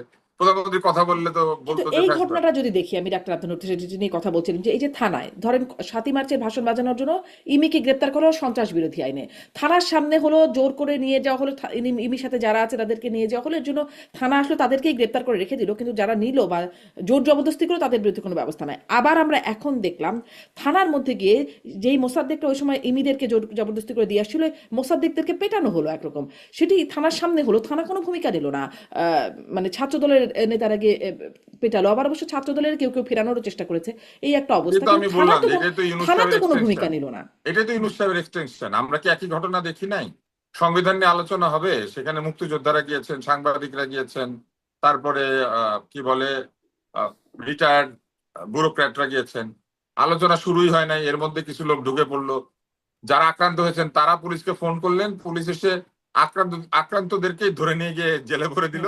আর যারা মব করেছিলেন তাদের নামে কিচ্ছু হলো না। তো এইটাই তো সেই উদাহরণ। এই জন্য তো আমি বললাম যেগুলো তো ইউনূস সাহেবের রেখে যাওয়া বিষয়, এটা তো বিএনপির বিষয় না। বিএনপি হয়তো এটা দূর করতে পারে নাই, এটা নিয়ে আপনি তাকে অভিযোগ করতে কিন্তু পারেন তারা যে কি ওই যে মুক্তিযুদ্ধ, ব্যাসের শাহরিয়ার বলছেন তারা মুক্তিযোদ্ধা, এই জন্য তাদেরকে মানে বিশেষ ছাড় দেওয়ার বিষয় আছে কিনা, সেই ইনডেমনিটির মধ্যে পড়ে যায় কিনা মানে তারা। কে মুক্তিযোদ্ধা? ওই যে মোসাদ্দেকদের কথা বলছি, মোসাদ্দেকরা যারা গিয়ে মুক্তিযুদ্ধ আর জুলাইয়ের যুদ্ধ এক না। মুক্তিযুদ্ধ মুক্তিযুদ্ধ, জুলাইয়ের যুদ্ধ জুলাইয়ের যুদ্ধ। জুলাইয়ের ওটাকে যুদ্ধ বলে যারা, তারা যুদ্ধকে অপমান করে। জুলাই যেটা হয়েছে সেটা একটা আন্দোলন হয়েছে। যুদ্ধকে অপমান করার মতো এত দুঃখ আমার মানে লাগে। মনে করেন যে তারা যুদ্ধ করেছে বলছে, কিন্তু এটা যুদ্ধ ছিল না, এটা স্বৈরাচারের বিরুদ্ধে গণ আন্দোলন ছিল, গণ অভ্যুত্থান ছিল। যুদ্ধ তো একটা মানে যুদ্ধের একটা ওয়ার, এটার একটা ব্যাখ্যা আছে, এটার একটা আইনি ব্যাখ্যা আছে, এটার একটা ডেফিনিশন আছে। মানে এখন কি আমরা তাহলে হরমুজে যেটা হচ্ছে সেটাও যুদ্ধ, আমাদের এখানে যেটা হচ্ছে সেটাও যুদ্ধ? মানে একটা দেশের অভ্যন্তরীণ রাজনৈতিক গোলযোগ সেটাও যুদ্ধ, আবার একটা দেশে একটা আর্মির বিরুদ্ধে আরেকটা আর্মি যুদ্ধ করে সেটাও যুদ্ধ। দুইটাকে এক হয় কি করে? যাই হোক, আমরা ওই তর্কে যেতে চাই না। কিন্তু যারা এই যে মার খেয়েছেন, এদেরই দুইজনকে আমি একটা বক্তৃতা দিতে শুনেছি, সেখানে বলছেন সকালবেলা এসে বিকাল মানে রাত পর্যন্ত নাকি এমন ধোলাই কাকে জানি দিবে, এরকম একটা বক্তৃতা দিচ্ছেন। এই বিসমিল্লাহ ধরনের বলে শুরু হবে, সাদাকাল্লাহ আজিম বলে শেষ হ্যাঁ হবে। হ্যাঁ, বিসমিল্লাহ বলে শুরু করবে। মানে বিসমিল্লাহ বলে শুরু করতে হয় কোনো শুভ কাজ। মানুষকে মারধর করা বিসমিল্লাহ বলে শুরু করতে হয় না কিন্তু। হ্যাঁ, একটা ভালো কাজ মানুষ বিসমিল্লাহ বলে আল্লাহর নামে শুরু করবে। আপনি একজনকে মারধর করবেন, এটা আল্লাহর নামে শুরু করবেন? আল্লাহ বলছে আপনাদেরকে মারধর করতে, লোকজনকে নিজের হাতে আইন তুলে নিতে? এটা আছে কোথাও? যিনি আপনার ইচ্ছা হইলে আপনি আল্লাহ নামে মারধর শুরু করতে পারবেন? কোথাও নাই এই কথা। তো ওনারা এটা বললো, এবং এটা বললো মানে চিন্তা করেন, ওনারা বললো মানে রীতিমতো একটা হুমকি দিল। তো এদের একদল মববাজ আরেক দল মববাজের হাতে প্রহৃত হয়েছে। এরা কিছুদিন আগে নিজেরা মব করে ইমিকে ধরে নিয়ে গেছিল, এখন আবার ওরা গিয়ে ওই একই থানার মধ্যে ঢুকে আশ্রয় নিয়েছে, আরেক দল তাদেরকে মারতে এসেছে। এইটাই তো ইউনূসীয় শাসনের এক্সটেনশন। এখন এইটা যদি ফ্যাসিবাদ হয়ে থাকে, এই ফ্যাসিবাদ তো বিএনপি প্রতিষ্ঠা করে নাই, বিএনপিটা উত্তরাধিকার সূত্রে পেয়েছে। এই উত্তরাধিকার সূত্রে শুধু বিএনপি এটা পায় নাই, উত্তরাধিকার সূত্রে এটা জামাত, এনসিপি, বাংলাদেশের সকল জনগণ পেয়েছে। কারণ এই বেআইনের শাসন, এই মবের শাসন, এটা প্রতিষ্ঠা করার জন্য আমাদের শান্তি বিশেষজ্ঞ, শান্তিময়, শান্তি নোবেল, হ্যাঁ শান্তি প্রফেসর এটা করে গিয়েছেন। এবং এটা উনি করেছেন যে ওনার কোনো লাজ লজ্জা নাই। ওনার এটার জন্য সরি বলা উচিত, ওনার এটার জন্য মাফ চাওয়া উচিত। উনি 133টা অধ্যাদেশ করেছেন, এটার জন্য যদি উনি কৃতিত্ব নিতে পারেন, এরকম কৃতিত্ব তো শেখ হাসিনা এসে দাবি করতে পারবেন। উনি 132টা কালভার্ট বানিয়েছেন, উনি 133টা সেতু বানিয়েছেন, যে যার মতো যেটা পারে সেটা করেছে। উনি অধ্যাদেশ পারে, উনি অধ্যাদেশ বানিয়েছে। আর আরেকজন মনে করেন অধ্যাদেশ ছাড়াই কিছু একটা করে ফেলেছে, বেআইনে চালিয়েছে, স্বৈরাচার। কিন্তু কাম তো একই, তাই না? দুজনের স্বভাবে কোনো তফাৎ আছে? বরং একই জিনিসের এক্সটেনশন হয়েছে। এখন এইটা ফ্যাসিবাদ হইলে ইউনূসের শাসনে ফ্যাসিবাদ ছিল। এবার আসেন দলীয়করণ। দলীয়করণ ইউনূস সাহেব করেছেন। ইউনূস সাহেব এসে কি করেছেন, উনি একটা দলকে নেগেটিভলি দেখেছেন, কিন্তু তার বাইরে অন্য দলগুলির পক্ষ উনি নেন নাই। ওনার তো কথা ছিল উনি কারো পক্ষ নিবেন না, উনি আইনের শাসন প্রতিষ্ঠা করবেন, উনি সকলের জন্য লেভেল প্লেইং ফিল্ড তৈরি করবেন। উনি কি করেছেন? জামাত ইসলামের অভিযোগ হচ্ছে যে উনি বিএনপির দিকে মানে ঝুলে পড়েছিলেন, উনি বিএনপির দিকে হেলে পড়েছিলেন, তাই না? এটা তো অভিযোগ। তাহলে ধরে নিলাম জামাত ইসলামের অভিযোগ সত্যি, তাহলে ইউনূস সাহেব একজন দলীয় ব্যক্তি, দলীয়করণ করেছেন। জামাত ইসলামের আরেকটা অভিযোগ আছে, ওনার সভার মধ্যে, ওনার যে একটা উপদেষ্টা সভা ছিল, যেটাকে আমি উপদুষ্টু সভা বলি, তো ওনার যে একটা উপদুষ্টু সভা ছিল যেখানে অনেক দুষ্টু লোক ছিল, সেই উপদুষ্টু সভার মধ্যে একজন ছিলেন খলিল সাহেব। এখন জামাত ইসলাম বলছে যে খলিল তো লুকিয়ে থাকা লোক, গুপ্ত। হ্যাঁ, তাহলে ইউনূস সাহেব একজন গুপ্ত বিএনপি, ওনাদের যুক্তি অনুযায়ী তো তাই, তাই না? তাহলে ইউনূস সাহেব নিজে একজন দলীয়কৃত ব্যক্তি, একজন দলীয়করণকারী। উনি নিজে একটা দলের দিকে ঝুঁকে পড়েছেন, ট্রফি দিয়ে এসেছেন, উনি লন্ডন গিয়েছেন, এগুলো তাদের অভিযোগ না? তাহলে এই কথাগুলো যদি সত্যি হয়ে থাকে, তাহলে এই দলীয়করণ তো ইউনূস সাহেব করেছেন। তাহলে নতুন দলীয়করণ কি হচ্ছে? একই কাহিনী ঘটছে, ইউনূস সাহেব যা শুরু করে দিয়ে গেছেন সেটাই চলছে। আমি এটা তর্কের খাতিরে তর্কটা করেছি, কারণ দেখেন যুক্তি হচ্ছে এমন একটা জিনিস, আপনি যখন যুক্তি এমন ভাবে দিবেন যে যুক্তির মধ্যেই যুক্তির দুর্বলতা লুকিয়ে আছে। এখন ইউনূস সাহেব অনেক কি ভালো কাজ করেন নাই, ইউনূস সাহেব ভালো মন্দ বিবেচনা আমরা করছি না, কিন্তু ইউনূস সাহেব সবচেয়ে খারাপ যে কাজটি করে দিয়েছেন, ভয়ঙ্কর খারাপ কাজ, সেটা হচ্ছে উনি একটা চুক্তি করেছেন। উনি যে ভারতের বিরুদ্ধে চোখে চোখে তাকিয়ে কথা বলেছেন, এটা শুনলে আমার ওই গানটা মনে পড়ে, চোখে চোখে কথা বলো, মুখে কিছু বলো না, একটা গান আছে না? তো উনি চোখে চোখে কথা বলেছেন, কিন্তু উনি মুখে যা বলেছেন অল শিট। উনি এইসব মুখে শিট বলে উনি দুইটা দেশের মধ্যে সম্পর্ক একটা করুণ অবস্থা নিয়ে গেছেন। উনি মুরগির গলা নিয়ে বক্তব্য দেন নাই, এইখানে এসে শপথ নেওয়ার আগেই সাক্ষাৎকার দিয়ে উনি মুরগির গলা বলে বলে চিৎকার করতে করতে এসেছেন। চোখে চোখে কথা বলার সময় হাতে জোর থাকা লাগে, শুধু গলার জোর থাকলে হয় না। তো উনি মুখে শুরু করে দিয়েছিলেন, চোখে চোখে কথা বলে মুখে যা বলেছেন সে অ্যাবসলিউট শিটের কারণে উনি মুরগির গলা নিয়ে একটা কথা তুলে দিলেন। উনি কিন্তু তখনও প্রধান উপদেষ্টা হন নাই, উনি ফ্রান্সে বসে সাক্ষাৎকার দিয়ে চলে আসছেন। আচ্ছা, এরপরে উনি মুরগির গলা নিয়ে কি করলেন? উনি মুরগির গলার মতোই নিজের গলাটা হয়ে গেল। উনি আদানির সাথে চুক্তি কি করলেন? কিছু করতে পারেন নাই। উনি ভারতের সাথে কোন একটা চুক্তি বাতিল করতে পেরেছেন? পারেন নাই। সকল চুক্তির দোষ চাপিয়ে দিয়েছেন শেখ হাসিনার উপরে, ওকে, নো প্রবলেম। কিন্তু উনি তো দু একটা খারাপ চুক্তি বাতিল করবেন, উনি তো পারলেনই না। উনি কি করলেন? উনি এর চেয়ে একটা গোলামী দাসত্বের চুক্তি সই করলেন কার সাথে? আমেরিকার সাথে। তো ওনার অবস্থাটা কি? ওনার অবস্থাটা হলো, এক এলাকায় এক লোক থাকে, সেই লোক সারাদিন মনে মনে বলে যে সে কারো কাছে পদানত হবে না, কিন্তু ওই এলাকার বাইরে গিয়ে আরেক লোকের কাছে গিয়ে দাসখত দিয়ে আসছে। তো উনি কি করেছেন? ওনার চুক্তিটা কি জিনিস? উনি 14টা বোয়িং কিনবেন, 14টা বোয়িং এর টাকা রেখে গিয়েছেন। উনি যে $15 বিলিয়ন তেল গ্যাস কিনবেন, টাকা রেখে গিয়েছেন। উনি উল্টা ধার করেছেন। যে টাকা কিন্তু সেই ছাপাচ্ছে। চুক্তি থেকে সরার সুযোগ তো এই সরকারের হাতে ছিল, তারা তো সেটা করছে না, না, তারা তো ওই নাই, পথেই এই হাঁটছে। চুক্তি থেকে সরার অবস্থা এই সরকারের নাই। কেন আপনি নাই? কি মনে নাই? কিন্তু কারণ এই চুক্তিটার টার্মিনেশন ক্লজ আপনি খুব ভালো করে পড়ে দেখবেন। এই চুক্তির মধ্যে এমন ভাবে চুক্তিটা করা হয়েছে যে চুক্তিটা মূলত একটা কর করকে অস্ত্র বানিয়ে, শুল্ককে অস্ত্র বানিয়ে, বাণিজ্যকে অস্ত্র বানিয়ে এবং তৈরি পোশাক শিল্প সহ কিছু কিছু ব্যাপারে বাংলাদেশের নির্ভরতাকে অস্ত্র বানিয়ে এই চুক্তিটা স্বাক্ষর করা হয়েছে। যে চুক্তিটা খুব সহজেই ভঙ্গ করার সুযোগ নাই, এই কারণে নাই যে না, আপনি ভঙ্গ বৃহৎ না, শক্তির চুক্তি চুক্তি থেকে সরে আসা, চুক্তিতে আপনি মানে বৃহৎ কার্যকরের বৃহৎ দিকে না শক্তির যাওয়া। সাথে আপনি বৃহৎ শক্তির সাথে চুক্তি করে চুক্তি থেকে সরে আসার নমুনা কি হয় সেটা তো সারা পৃথিবী হুম। জানে। আপনি যতক্ষণ পর্যন্ত কবুল না বলবেন ততক্ষণ পর্যন্ত আপনি কিন্তু এলাকার সবচেয়ে শক্তিশালী মাস্তানটাকেও আইনি অধিকার দিলেন না। একবার কবুল বলে ফেলার পরে আপনি ওই বিবাহ থেকে বের হয়ে আসার চেষ্টা করতে দেখবেন যে মাস্তান কি করে। সারা দুনিয়াতে মাস্তানি করে এরকম একটা আচ্ছা, শক্তির সঙ্গে। আবার মানে মানে প্রশ্নটা হচ্ছে এখানে যিনি চুক্তির মূল ব্যক্তি সেই ডক্টর খলিলুর রহমানকে আবার পররাষ্ট্রমন্ত্রী বানিয়ে উনি ফেললো মূল ব্যক্তি না, বিএনপি। এটা একটা মজার ব্যাপার। মূল ব্যক্তি হচ্ছেন বাণিজ্য মন্ত্রণালয়, মূল ব্যক্তি হচ্ছেন ইউনূস নিজে। কারণ আইন আইন উপদেষ্টা বলেছেন যে ওনার সঙ্গে কোনো কথা বলা হয় নাই, এবং উনি এটাও বলেছেন আইন উপদেষ্টা আমাদের কিন্তু নজরুল ভাই, ডক্টর খলিলুর আসিফ রহমান নজরুল তো ভাই। তা বলেন নাই, হ্যাঁ, মানে তিনি তো এটা ডক্টর নিয়ে খলিলুর দৌড়ঝাঁপ রহমান করেছেন। বলেন নাই, কিন্তু চুক্তিতে কিন্তু উনিও স্বাক্ষর করেন নাই। উনি কতটুকু প্রধান উপদেষ্টা, যে কত উপদেষ্টা এটা উনি কি করেছেন দেখেন, উনি ব্যুরোক্র্যাটদের দিকে দিয়ে এটা সই করিয়েছেন। কারণ উনি জানেন উনি ক্ষমতায় থাকবেন না, কিন্তু ব্যুরোক্র্যাটরা কন্টিনিউ করবে জি। এবং ব্যুরোক্র্যাটরা প্রশাসন হিসেবে এই সরকারের অংশ হয়ে যাবে। ফলে উনি ব্যুরোক্রেসি দিয়ে এটা সই করিয়েছেন। উনি নিজে সই করেন নাই, উনি বাণিজ্য সচিবকে দিয়ে এটা সই করিয়েছেন। জি, আমি এবং একটু একটু এবং তাহলে উনি এই বিষয়ে এবং জি উনি শেষ এইরকমই করেন মাথা বিক্রি মাহিন ভাই। করেছিলেন, উনি এইরকম মাথা বিক্রি করেছিলেন। উনি ক্লিন্টন ফাউন্ডেশন না কার দাওয়াতে বিদেশে গিয়েছিলেন। উনি বিদেশে গিয়ে উনি প্রথমে কি করলেন, উনি স্টেজের মধ্যে একদল লোককে ডাকলেন, একটা ছেলেকে মাহফুজকে পরিচয় করিয়ে দিলেন মেটিকুলাস ডিজাইনার হিসেবে, এবং অন্যদেরকে বললেন একটা মেটিকুলাস ডিজাইন ছিল। কিন্তু উনি যে আন্দোলনের অতেও ছিলেন না, এটা প্রমাণিত হলো কিভাবে? ওনার পেছনে আওয়ামী লীগের এক ছেলে দাঁড়িয়ে গেল, তরুণ, আপনার হুম মনে আছে? হুম হুম। হ্যাঁ, মনে এবং আছে। দাঁড়িয়ে যাওয়ার পরে বিশাল ব্যাখ্যা দেওয়া হলো যে আমরা জানতাম না, কেমনে করে পিছনে উঠে গেল। আসলে তো ডলারে এই ডিনার বিক্রি হয়েছিল, প্লেট কিনলেই ওখানে যাওয়া গেছে। ওই ছেলে প্লেট কিনে চলে এসেছে, এবং প্লেট কিনা লোক একটা উঠেও গিয়েছে, কারণ ও তো প্লেট কিনেছে, তো পয়সা দিয়ে ওই দাওয়াতে গিয়েছে। তারপর উনি কি করলেন, ক্লিন্টন ফাউন্ডেশনে উনি সেলফি তুলেন। ওনার হুম সেলফি দেওয়ার সময় পাহারাকে দিচ্ছিল, আপনি খুব ভালো করে দেখবেন, কোনো বাংলাদেশি তার আশেপাশে ছিল না। উনি সেলফি তোলার এই পুরো সময়টা তার পাশে দাঁড়িয়েছিলেন পাতি হাঁস, বেলে হাঁস, পিটার হাঁস, হুম হুম। তাই না? এই যে হাঁস সাহেব ওনার পাশে দাঁড়িয়েছিলেন, উনি যে গোলাম, উপদেষ্টা, জি যে প্রধান উপদেষ্টা যে একজন গোলাম। জি। হ্যাঁ, উনি যে আমি একটু গোলাম ইউনুস, জি উনি যে আমি গোলাম ইউনুস, এবং ওনাকে হুম ইংলিশে বলতে হবে এইটা, উনি যে the slave, the slave Yunus, এটা তিনি ওখানে প্রমাণ করেছেন।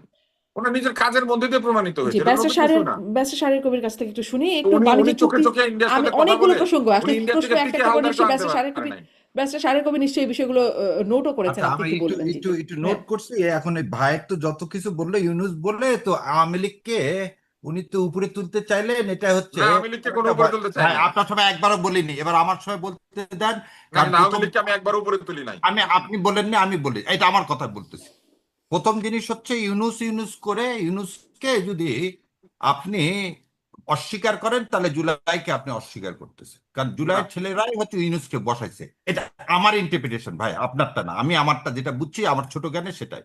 দ্বিতীয় কথা, এটা ভেরি অবজেকশনেবল, মোসাদ্দেকটা মুক্তিযুদ্ধ না, সিভিল ওয়ার আর ওয়ারের মধ্যে পার্থক্য আছে। দুইটা সেনাবাহিনী যখন যুদ্ধ করে সেটাকে বলে ওয়ার। 71 সালে কোন সেনাবাহিনী কোন সেনাবাহিনীর সাথে যুদ্ধ করছে? 25শে মার্চ। Is it not a civil war? নিজের দেশের সরকার, ইয়াহিয়ার সরকার এদেশে নিরীহ মানুষের উপর সেদিন অতর্কিত আক্রমণ চালাইছে, হাসিনা যেভাবে অতর্কিত আক্রমণ চালাইছে মনোরাষ্ট্র দিয়ে, হেলিকপ্টার দিয়ে। পার্থক্য কি? 71 যদি যুদ্ধ হয়, এই 36 যুদ্ধ।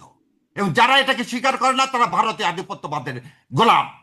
এটা আমার ব্যক্তিগত কথা, আবার বলতেছি। দুটাই যুদ্ধ। ওটা ছিল পাকিস্তান আধিপত্যবাদের বিরুদ্ধে, আর এটা হচ্ছে ভারতের আধিপত্যবাদের বিরুদ্ধে, হাসিনার বিরুদ্ধে না। 36 ক্ষমতা থেকে সরানোর কোনোদিন কোন আন্দোলন ছিল না, কারণ হাসিনা নিজেই বলছে চলেন সবাই মিলে আমরা ইলেকশন করি। সেটা তো সে বকডাউন হয়েছিল। 3 তারিখে তো সে প্রস্তাব পর্যন্ত দিছিল। এই সময় হাসিনার সাথে কোনো যুদ্ধ না, এই যুদ্ধ ছিল ভারতের তাবেদারের হাত থেকে রক্ষা পাওয়া। আবার বললেন ইউনূস সাহেব কি করছে, ইউনূস সাহেব কি করে গেছেন, এদিকটা আগে বললেন আদানির জন্য সেটেলমেন্টের জন্য সিঙ্গাপুরে আরবিট্রেশনে যাওয়া হয়েছে। আজকে বলতেছেন এই যে ইউএস এর সাথে গভর্নমেন্টের সাথে 39% ছিল আপনার উপরে কি আপনার গার্মেন্ট শিল্প ধ্বংস করে দেওয়ার জন্য, সেটাকে নামায় 19-এ নিয়ে আসা হয়েছে। এটা কে করতে পারছে? ইউনূস সাহেব করতে পারছে। আর পার্শ্ববর্তী দেশ যে গোলাম তাকে 50% নিয়ে রাখছিল, আজকে কিন্তু পরে বলতেছে তো আগে শেষ যুক্তরাষ্ট্রের করে সুপ্রিম না, কোর্ট এবার আমি সেটাই তো না বাতিল করে দিল। জি আর হ্যাঁ। বোন একটু ওনার কথাগুলো একটু জি জি যে কথা বললেন চুক্তি, যেহেতু ইউনূস সাহেব করে গেছেন ওই চুক্তিতে এমন টার্মিনেশন ক্লজ আছে যে বাতিল করা যায় না। সো তুষার ভাইয়ের কথারই উত্তর দিচ্ছি, হাসিনা যে তাবেদারি চুক্তি করে গেছে ও তো আমার সার্বভৌমত্ব বিলাই দিয়ে গেছে ইন্ডিয়ার হাতে, সে চুক্তি আপনি বাতিল করবেন কিভাবে? সে প্রকাশিত বাতিল করলো। করার শোনেন, ওই সময় একবার ইন্টারাপ্ট করেন না, আমাকে একটু বলতে দেন, কারণ এখানে মুক্তিযোদ্ধা এবং আমি দুইটা ছেলেকে প্রতিনিধিত্ব করতেছি যারা আমার সন্তানের মতন, যাদেরকে আপনি মুক্তিযোদ্ধা বলেননি, যাদেরকে আপনি মব্বাজ বলতে চাচ্ছেন। দ্বিতীয় কথা, আপনি জুলাইকে আন্দোলন বলছেন, জুলাই হচ্ছে সেই যুদ্ধ, জনযুদ্ধ, যে জনযুদ্ধে আমরা আর একটা দেশের সাথে লড়াই করছি, সেটা হচ্ছে ভারত, সেটা হচ্ছে ভারতের আধিপত্যবাদের বিরুদ্ধে। আপনি বললেন একটু আগে যে 7ই মার্চের ভাষণ, 7ই মার্চের ভাষণ আপনাকে বাজানোর অনুমতি দিল কে? আপনার এত দুঃসাহস হয় আপনি আবার ভারতের তাবেদারি করেন? বাংলাদেশে প্রথম যে 10ই এপ্রিল যে সরকার গঠন করলেন, প্রধানমন্ত্রী কে হলো? তাজউদ্দিন আহমেদ। আর অস্থায়ী রাষ্ট্রপতি কে হলো? সৈয়দ নজরুল ইসলাম। কার করে দেওয়া? ইন্ডিয়ার করে দেওয়া। কোন পার্লামেন্ট এটা পাশ করছিল? তাজউদ্দিনকে প্রধানমন্ত্রী, সৈয়দ নজরুল ইসলামকে প্রধানমন্ত্রী। একটা দেশের স্বাধীনতা পর্যন্ত সেদিন গিলে খাইছে 10ই এপ্রিল 1971। বলতে লজ্জা করে না? লজ্জা করে না যে 36 আমাদের আন্দোলন না? 36 আমাদের আন্দোলন না, গণ উদ্ভুত্থান না। গণ উদ্ভুত্থান হচ্ছে 90, গণ উদ্ভুত্থান হচ্ছে 96, গণ উদ্ভুত্থান হচ্ছে 96 আন্দোলন না গণ অভ্যুত্থান না বলা হয় নাই, বলা হয়েছে যুদ্ধ না। আর আমি বলতেছি, আমি আমার কথাটা আপনার বলছি, আপনি যতবার বলছেন একবারে শুনতে হবে তো, ইন্টারাপ্ট শুনতে করলে হবে হতো। তো। আমি আমার কথা, এদেশকে যারা ধারণ করবে তারা এটাকে যুদ্ধ বলতে তারা কার্পণ্য করবে না। আর যে বাংলাদেশকে ধারণ করে না তারা এই অভ্যুত্থানের নামে, এই মববাজির নামে একসময় দেখবেন যে কেউ কেউ বলবে 36 আন্দোলন ও মববাজি। 32 ভেঙে ফেলে দেওয়া, 7ই মার্চে সেদিন সেই মেয়েটাকে ধরে নিয়ে যাওয়া, এগুলো হচ্ছে কি নিষিদ্ধ কাজ। যদি নিষিদ্ধ সংগঠন করে কি করব? তাকে পূজা করব? 7ই মার্চের ভাষণ বাদাবে কিভাবে একটা নিষিদ্ধ দলের? যে লোকটা এই দেশকে ভারতের হাতে হায়দ্রাবাদ বানায় দিয়ে চলে গেল, যার মেয়ে দেশের স্বাধীনতা সার্বভৌমত্ব ভুলণ্ঠিত করলো, আজকে বড় বড় কথা ওই মেয়েটার সাথে আজকে দুইটা মুক্তিযোদ্ধার সাথে তুলনা করেন। 71 সালে যদি মুক্তিযুদ্ধ করে তাহলে এই ছেলেগুলো মুক্তিযুদ্ধ করেনি কেন? 15 বছর তো কোনো রাজনৈতিক দলের ক্ষমতা হয়নি একটা বালির ট্রাক সরানোর। শেখ হাসিনাকে ফেলে দেওয়া তো দূরের কথা, জীবন বাজি রেখে যে মায়েরা দাঁড়ালো, 6 বছরের 4 বছরের বাচ্চা মারা গেল, ও সেটা যুদ্ধ না, সেটা বিপ্লব না, সেটা উদ্ভুত্থান। এর সাথে সময় কোনো 4 বছরের বাচ্চা মারা গেছে, এর সাথে সময় 6 বছরের বাচ্চা মারা গেছে। এক মিলন মারা যাওয়াতে এরশাদ সাহেব ক্ষমতা ট্রান্সফার করে দিলেন, ইলেকশন দিয়ে দিলেন। আর এবারে কি ইলেকশন ছিল? আজকে ইউনূসের কথা বলা হয়, ইউনূসের সাথে যে বলেন যে ক্ষমতা ছিল পাকিস্তানের সাথে চুক্তি করে, যা পাকিস্তান এবং চীনের সাথে চুক্তি করলো কে? প্রতিরক্ষা চুক্তি। কেন বলা হলো সেদিন এই চুক্তি এখন সাইন করেন না, নতুন সরকার আসার পর করবে? কেন ভারতের সাথে এই কথা তো কেউ বলে না। ইউনূস সাহেবের সেদিন উচিত ছিল এটা সাইন করা। ইউনূস সাহেবের অবশ্যই উচিত ছিল এই জনগণের ম্যান্ডেট, এই জুলাই সনদ বাস্তবায়ন করে গণভোটের ভিত্তিতে এই সংবিধান 72-এর ভারতের লিখে দেওয়া সংবিধান ফেলে দিয়ে নতুন সংবিধান রচনা করে তার উপরে কি ইলেকশন দেওয়া। উনি কোন অদৃশ্য শক্তির কারণে সেদিন এই ফেব্রুয়ারি মাসে বিএনপির হাতে ক্ষমতা তুলে দিলেন? এটা তার অযোগ্য। আর আপনি বলতেছেন এই যে আইন উপদেষ্টার কথা বললেন আসিফ নজরুল, এটা গাদ্দার, মীর জাফরের চেয়েও বড় গাদ্দার।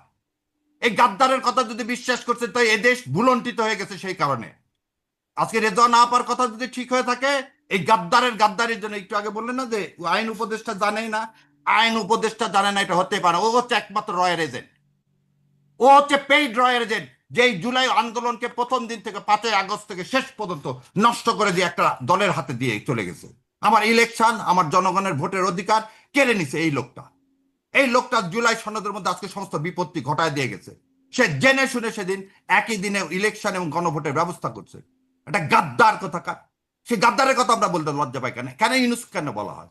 কেন বলে মন্ত্রিসভা উপদেষ্টা পরিষদে আমরা সবাই মিলে বলছে না, রেজওয়ানা আপা বলছে না আমরা সবাই মিলে যেতে দিন একটা দলকে? কেন সে কথা মনে হয় না যে ইলেকশন ইঞ্জিনিয়ারিংটা করলো কার ইশারায়? কেন ভারতের কলেজে বসলো এই উপদেষ্টা সবার শেষে? একটা কেন দলকে বলেন নাই তো। গাদ্দার রকে নিয়ে রাখছেন?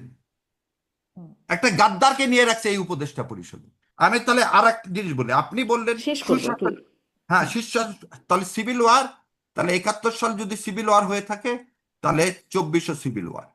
ওই 71-এ পাকিস্তান মুক্তি বাহিনীর সাথে যুদ্ধ করছে, কোনো আর্ম ফোর্সের সাথে না।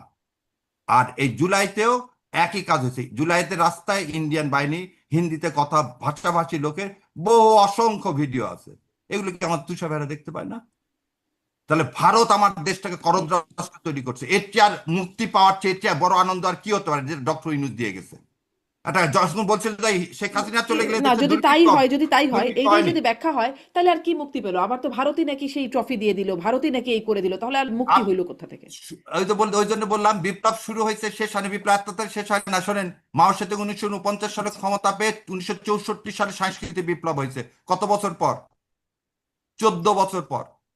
আজকে আপনি এইটা শুরু তো কেবল ভারতের মতো, ওই যে আচ্ছা, বললেন যে একটু আগে, ভারতের আচ্ছা, মতো একটা যারা বৃহৎ রাষ্ট্র মনে করে এবং শেষ যারা আমেরিকা করব। পুনর্বাসন করতে চায়, জি, সে আশা পূরণ হবে না ব্যারিস্টার ইনশাল্লাহ। শাহরিয়ার কবির, অনেক ধন্যবাদ, অনেক ধন্যবাদ। আমি ডাক্তার আব্দুল তুষার কাছে শেষ বক্তব্য খুব সংক্ষেপে, মানে বিপ্লব তো কেবল শুরু, শেষ দেখা বাকি।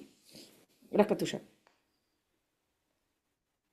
দেখেন, যুক্তি যখন স্ববিরোধী হয়, যেমন উনি বললেন ইউনূস সাহেব ভারতের বিরুদ্ধে চোখে চোখ রেখে কথা বলেছেন, হ্যান করেছেন, ত্যান করেছেন। তো ইউনূস সাহেব হ্যান ত্যান করে তারপরে তো ভারতের স্বার্থ রক্ষা করেছেন, এটাই তো উনি বললেন, তাই না? কারণ ট্রফি তো দিয়েছেন বিএনপিকে, ট্রফি তো উনি জামাতকে দেন নাই, এনসিপি কেও দেন নাই। জুলাই যোদ্ধারা যাকে তাকে নিয়োগ দিয়েছিল তাদেরকে তো তিনি সংবিধান ছুঁড়ে ফেলে তাদেরকে দিয়ে তো তিনি বিপ্লবী সরকার কায়েম করেন নাই। তারপরে ইউনূস সাহেবকে শুধু একলা নিয়োগ দিয়েছিল এই বিপ্লবী বিপ্লবী ব্যক্তিরা? এই পুরো উপদেষ্টা মন্ত্রণালয় কিন্তু তারা দিয়েছিল, নিজেরাও 3 জন গিয়ে ওখানে বসে পড়েছিল, তাই না? এই যে দুষ্ট ছেলের দল ওখানে যে বসে পড়লো উপদেষ্টাদের সাথে, তার মধ্যে এদেরকে একজন দুষ্ট যে বলেন আরেকজনের না ছাগল ভাই, কেটে এদের খেয়ে জন্য ফেললো। আজকে কথা বলতে এই যে পারতেছে, এই এদেরকে যে দুষ্ট বলেন না, এটাও আপনি জুলাইকে অপমান করা। না, নাহিদদের সরি মার সরি, তো এদের আমি জন্য আপনি আমি কথা খাইনি, বলতে পারছি না। নাহিদরা না খাইছে না না। থাক, আপনি মাঝখানে বললেন না এখন। না, আপনি আপনি অনেকবার যতক্ষণ আমাকে বলছেন, আপনি মাঝখানে বলতে অনেকবার না বলছেন করছেন, তুষার ভাই, আপনি সেজন্য মাঝখানে আপনাকে কথা অনেক বলেন করে না। দিচ্ছি, দুষ্টু ছেলে না বলেন না, না। আমি অনেকবার বলি দুষ্টু নাই, ছেলে হলো আমি সেটা অনেকবার আলাদা বলি কথা। নাই। আপনি যখন আমাকে আচ্ছা, থামতে বলছেন এমনিতেও আমি সময় শেষ, থামছি। না শেষ না না, করেন ডাক্তার আপনারা আব্দুল এই তুষার। দুষ্টু আপনি যখন বলছেন আমি আর থামছি।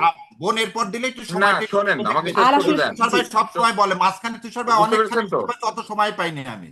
এখন একটা আপনি জুলাই যোদ্ধাকে দুষ্টু বলবেন আর আমি আচ্ছা আপনি বলেন, আরো বলেন, আপনার আপনার সব কথা মিটায় না, বলে নেন আপনি ভাই, হাসিনাকে ইয়া নিয়ে বলে আসার নেন। জন্য তা শামীম, বলার বলে। ইউনূস সরকারকে তো এই বেমানি ধুর মিয়া, বলবেন, কারণ এগুলা আপনারা ওই কইলে যে হইলো? বললেন একটা লোক আছে, তার আবার 5 লক্ষ আসেন আছে আসেন, আওয়ামী ইউনূসকে লীগের। কিছু বললেই, ইউনূসকে কিছু বললেই তেলে বেগুনে এরা জ্বলে উঠে, আমরা কোনো দিন বুঝতেই তো চলে উঠি পারছেন। না। এবার খলিলকে এবার বলেন আসেন, না কেন? এখানে আরে আসেন। ভাই, খলিল আপনার কোন আত্মীয় হয়? শারমিন, খলিল সাহেবকে আমাকে বলেন না কথা কেন? বলতে দিবেন? আমরা আসলে শেষ করার দিকে আমি একটু আপনি ডাক্তার আব্দুল খলিল আর তুষারকে শেষ বক্তব্যটা উপদেষ্টা শুনি, সবকে শেষ বলেন বক্তব্য। তুষার ভাই। আপনি আমরা তো একটু আমার শেষ কথা বক্তব্য শেষ শুনতে করতে চাই, দেন জি, নাই। যে শেষ করবেন। উনি আমাকে কথা শেষ করতে দিবেন না, কারণ উনি পারবেন না, এই জন্য শেষ করতে দিবেন না। ভাই সেটা বললাম, খলিল আইন উপদেষ্টা সম্পর্কে একটু বলেন না, ওরা তো আপনার ভাই বা সম্বন্ধে হয় না, ওদের সম্পর্কে একটু বলেন। আমি ডক্টর আসছি না, ইউনূস তো বলতেছি তো, অনেক আমি তো শুনলাম, প্রধানটাকে এই নিয়ে দুজন সম্পর্কে বলতেছি। একটু বলেন না আমি কেন? তো পালের গোদাটাকে নিয়ে বলছি, পালের যে না না, পালের গোদাটা গোদাটা না, নিয়ে আপনি বলছি, যদি আপনি গোদার শুনেন। যে বিস্ফোরা, খলিল আর এই ইয়া আপনার, আপনি আমার ভাই সম্বোধন করছেন কিন্তু ওই আইন যে উপদেষ্টা, বুঝলেন তার তো, মানে আপনারা বুঝলেন তো, মাস্তাতো ভাই। সমস্যা তো, আপনি আর আইন উপদেষ্টা সমস্যা তো শুধু মাস্তাতো ভাই। খলিলে। রসুনের এক ওই জায়গা দেখেন, না, ওই দেখেন, ওই দেখেন, টেলিস্কোপের বলেই মতো যাচ্ছে কিন্তু। রসুনের এক জায়গা। থামতে দেন। আচ্ছা আপনি আচ্ছা, থামলে বলবো। এবার দয়া করে আচ্ছা, আপনার সম্বন্ধে সম্পর্কিত বলেন, জি, নাহলে শারমিন, বাকি হলে আলাদা জি, কথা। আমি একটু একটু একটু শারমিন, শেষ আপনি করতে বুঝতে চাই পারছেন আসলে, তো? জি, হ্যাঁ, আপনি ডাক্তার আমাকে আব্দুল কথা তুষার, বলতে জি, দিতে হবে, উনি দিবে না কিন্তু।